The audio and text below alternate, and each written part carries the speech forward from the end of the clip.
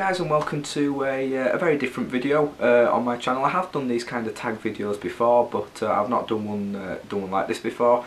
I saw Carrie H. Fletcher, otherwise known as It's Way Past My Bedtime, on YouTube do it the other day. I'll put a link in the description to her channel. And yeah, I mean, people know I like Doctor Who. The shirt kind of gives it off a bit there. But yeah, I thought it's a perfect tag video for me to do, so let's get straight on with it, shall we? Who is your favourite Doctor? Well, again, probably a bit of a hint with this t-shirt and the scarf and everything.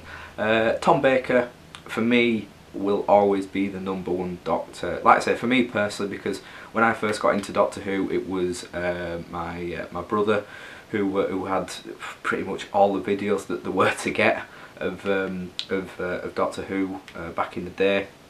So when I was like growing up, maybe 6, 7, 8 years old, he showed me my first Doctor Who episode then. We'll get onto that in a minute, but I'm pretty sure it was Tom Baker, and it was his favourite Doctor, and that kind of brushed onto me really.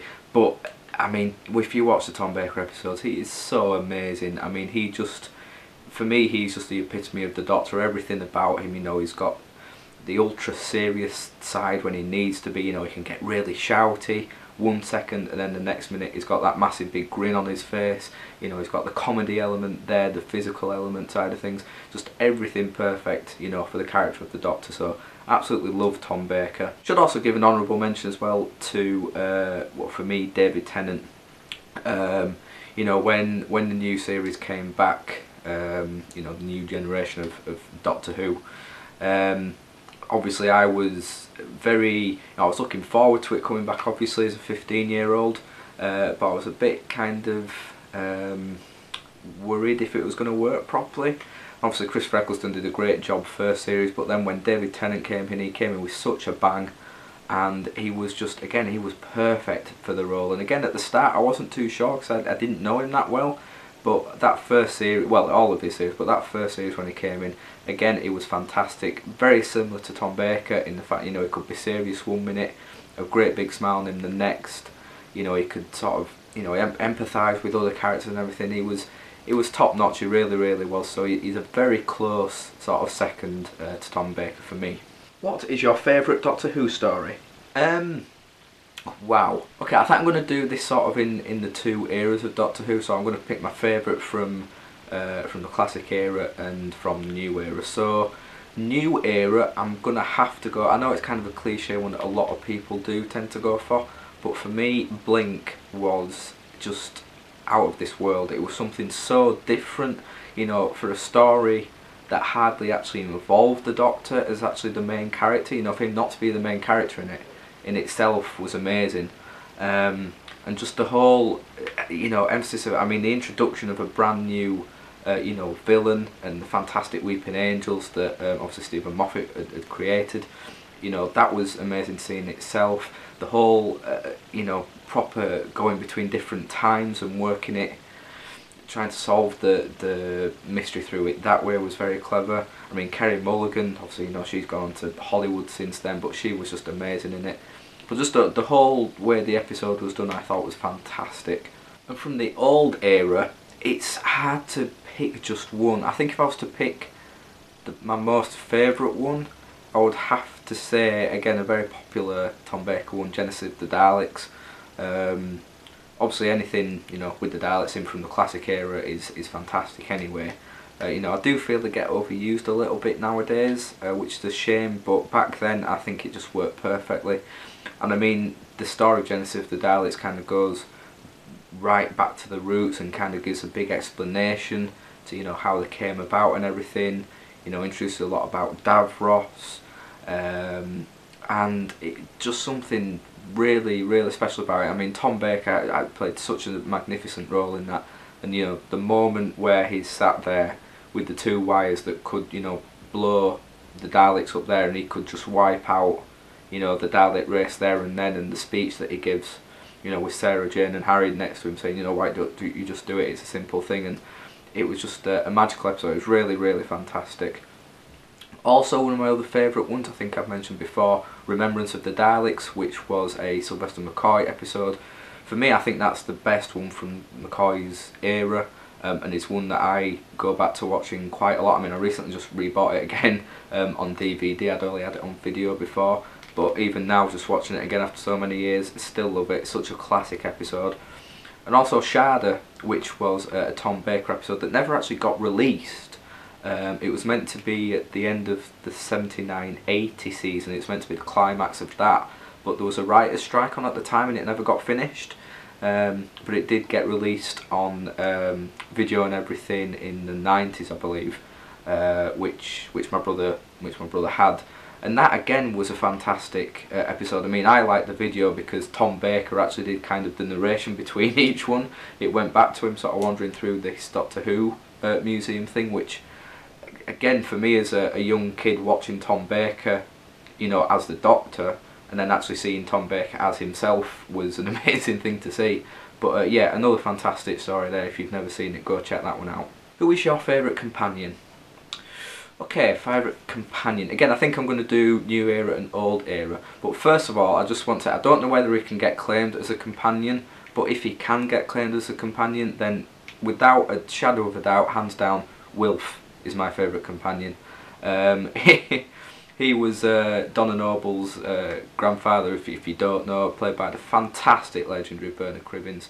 And he just brought such a different style to that series of Doctor Who, because I mean, I did like Donna's character, but it was, for me, I just couldn't quite get my head around the fact it was Catherine Tate, and some of the things was just too kind of comedic, really, in a way. But Wilf just made that series for me, and you know, the involvement he had in sort of the final story of David Tennant was really heartbreaking. I mean, the salute he gives at the end of that episode brought a tear to my eye more than, you know, Tennant's regeneration, really. It was just such a fantastic thing, and the fact he had so much history with the show as well, because he was originally in the Peter Cushing movies back in the 60s. He had a role there, so sort of bringing a character like that back, yeah, he was amazing. So if he can be chosen, then he's my ultimate companion. Currently, I mean, all the companions have had, for me, have had their pros and they've had their cons as well. I mean, I did think Martha was really good. I didn't particularly like her involvement of a family in that series, but Martha, the character, I thought was fantastic. But if I had to go for one in the current era, I'd have to go for Clara, actually. Because I think she has been fantastic. I thought her role and partnership with Matt Smith worked really well, and the fact that it works really well now with Capaldi, who's completely opposite end of the spectrum to Matt Smith's Doctor, just shows what a character Clara is, because there was a lot of worry of how that would, you know, there was not a lot, but you know, tiny little bits of kind of flirting and romance possibly between Matt Smith and Clara. And obviously with Capaldi being a lot of an old, you know, much older Doctor, you wondered how that role would kind of change. But it just worked perfectly, and I think she's fantastic. I mean, she, you know, she don't give a damn. You know, she gets stuck in there to all the stories. You know, she's not scared of anything. She's not frightened. Not scared to show her emotions or anything. She's got the comedy side as well. I mean, you know, Jenna Coleman is, you know, such a lovely person anyway. You know, a beautiful actress and everything. And it just, for me, it just worked perfectly. And I'm really glad that she's, you know, that she's staying on as well. And for me, I have to say, the ultimate companion from the classic era and even into the new era as well, that she made an appearance, the late, great, fantastic Elizabeth Sladen, Sarah Jane Smith, of course. I mean, she was the first companion that I saw, obviously mainly with Tom Baker. She was, of course, with John Pertwee's Doctor as well. But she, again, was just fantastic. Again, a very feisty sidekick. Not frightened of getting stuck in there. You know, there were times where she had to help the Doctor out, and likewise the Doctor had to help her out, and it just had that fantastic connection, you know, between them. And she was just the ultimate companion for me. You know, no one else has really got close to her, I think, anyway. And you know, when they brought her back in the new era under Tennant, again, it was really nice and lovely the way they kind of did it and showed how much the Doctor had how much he meant to her.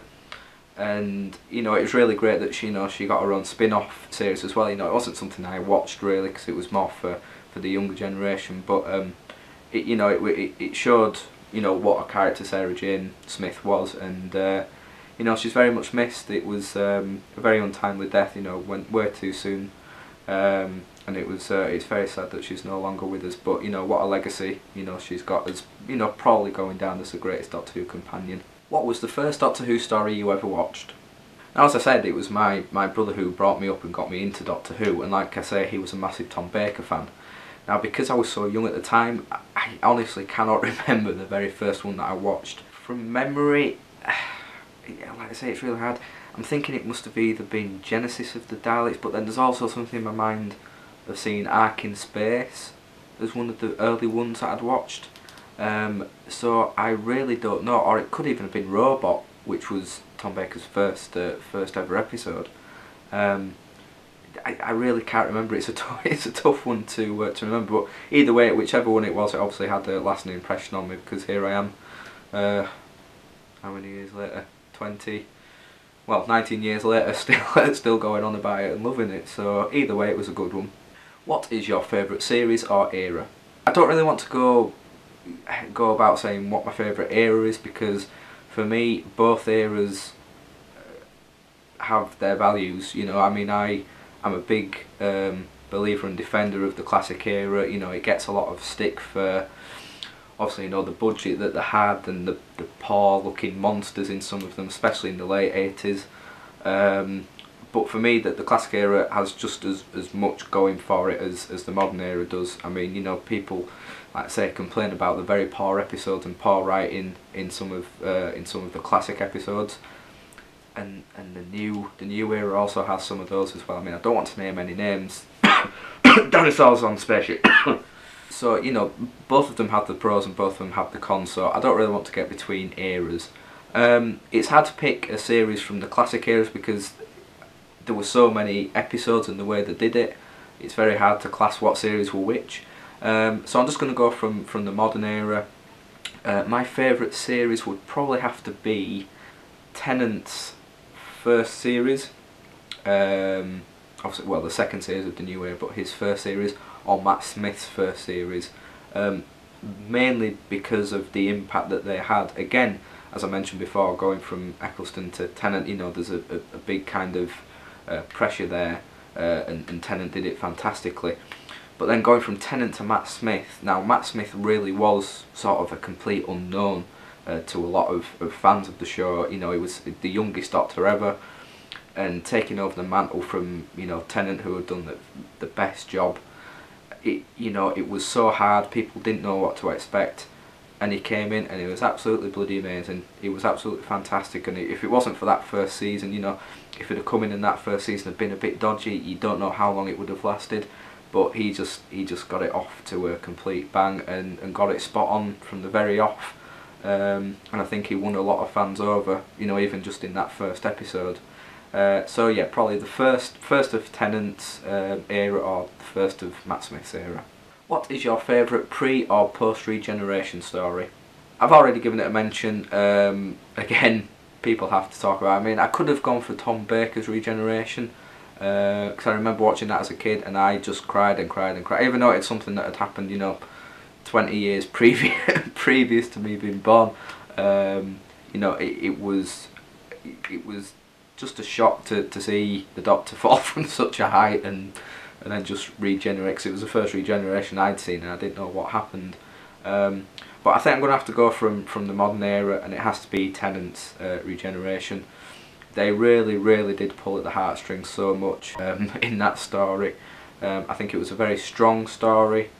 The way he kind of went to say goodbye to all his past companions and friends that he'd made. I thought that was an amazing little touch there.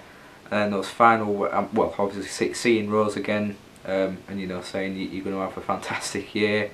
And then those final words that he said, well, I mean, me and my parents were watching it, and I think we were all trying to keep the tears in, because we all loved it so much.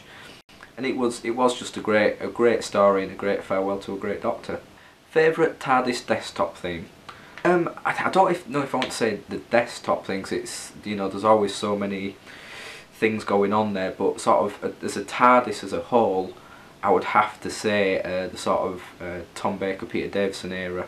For me, it was a very, well, all the early ones were very sort of minimalistic in look, but I did really enjoy Tom Baker and Peter Davison's sort of, just the style of it. It was just spot on. I mean, it was really perfect. You know, a lot of the ones now, there's a lot going on in them. I know that sounds like a very old fuddy-duddy thing to say, but I mean, if I had to pick one from the new era, I'd actually possibly pick the current one. I really like the idea of sort of the library that goes around the top up the stairs. That's the sort of the first time we've had a full on different floor in the main area of the TARDIS. But yeah, I do like that one from the modern era. But yeah, I'm going to have to go for sort of Tom Baker, Peter Davison from the old era. Favourite villain? Now, this is always a difficult one. I mean, a lot of people sort of always go for Cybermen, for Daleks and everything. I mean, you know, obviously I love those villains, you know, the classic and legendary. But for me, the Master is an amazing villain and such a perfect nemesis for the Doctor. You know, to be a fellow Time Lord, you know, the last of their kind, and such an evil presence to them. You know, it's a proper evil mind that the Master has. You know, it's warped, twisted, and all. I mean, the original Master for me was Anthony Ainley. He's the one that I grew up with. But all the other, you know, Roger Delgado was a fantastic first Master. Of course, had John Sim, who was just over the top crazy and was absolutely fantastic. Loved him to bits. And the recent, you know, introduction of Missy, which I saw coming, but was still surprised by it. But I think it's a fantastic way to go with that character. It's the only way it could go, really. But hope to see more of the Master return. And I also have to say the Silence. You know, that was such a clever villain to create, and one to really mess with your mind. You know, this thought of these beings been living on planet Earth for so long, and everyone knows about it, but as soon as you don't see them, you completely forget about them. I think that's such a scary, very dark villain to have created, but so clever again by the writers, and one, you know, I really did enjoy actually. And it's whether we see them again, I don't think we will with the way it ended, but that is a shame. But really did enjoy the Silence as a character, and of course an honourable mention to the Weeping Angels, because they're just freaky. So that's a Doctor Who tag from me, guys. Hope you really enjoyed it. Really enjoyed sort of going over some memories there. It's been a good one to make. I do want to tag my good friend Charlie from Bartak Gaming in. He doesn't actually have the recording equipment to do this, but I am thinking of lending him mine to do it, because I would be interested to see how he answers these questions as well, because he's a big Doctor Who fan like myself. So Charlie, you tagged mate, you're going to have to do it at some point. So yeah, hope you really enjoyed that, guys. If you want to do your own video and answer your own questions as well, and of course leave your thoughts and comments below, or at my Twitter at ChrisJonesLUFC. As always, guys, thank you very much for watching, and I'll see you all very soon.